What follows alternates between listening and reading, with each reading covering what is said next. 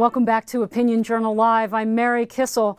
I'm joined now by a very special guest, former Secretary of Education, conservative author, and radio host, Bill Bennett, who joins me to talk about Paul Ryan and how he became a reformer. Bill, welcome. Thank you so much for being with us.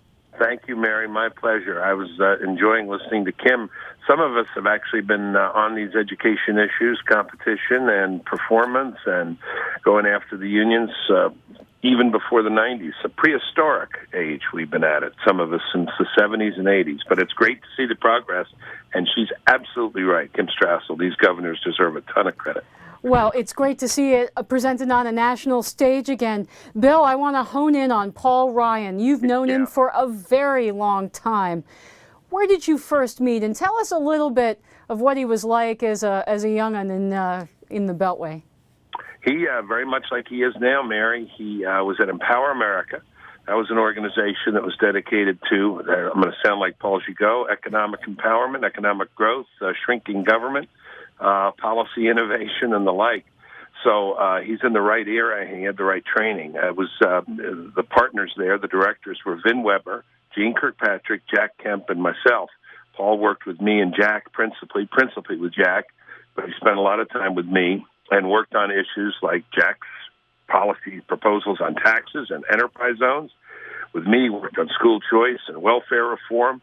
He was smart, diligent, hardworking. He held 3 jobs at the time, I remember, Mary. He worked for us. He was a fitness instructor, and you know he's about the fittest guy in the country. And he worked as a waiter at the Cactus Cantina, for those familiar with the Washington nightlife scene. Bill, was he naturally inclined to these supply-side ideas, this idea of limited government, personal freedom, individual responsibility, or is that something that he really learned at Empower America?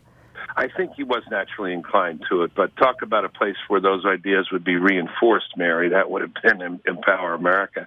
And the propinquity of, everything that was going on at the time, the issues I mentioned. We were at 17th and Pennsylvania Avenue. He was on the Hill with Jack. Joe Lieberman, Trent Lott were people who would drop by daily. So there was a lot of, this was just very much in the air. Then in 96, I remember distinctly, Mary, Paul Ryan called me up and he said, Dr. Bennett, he still calls me Dr. Bennett, by the way, and I said, soon I'm going to call you Mr. Vice President and you'll call me Bill.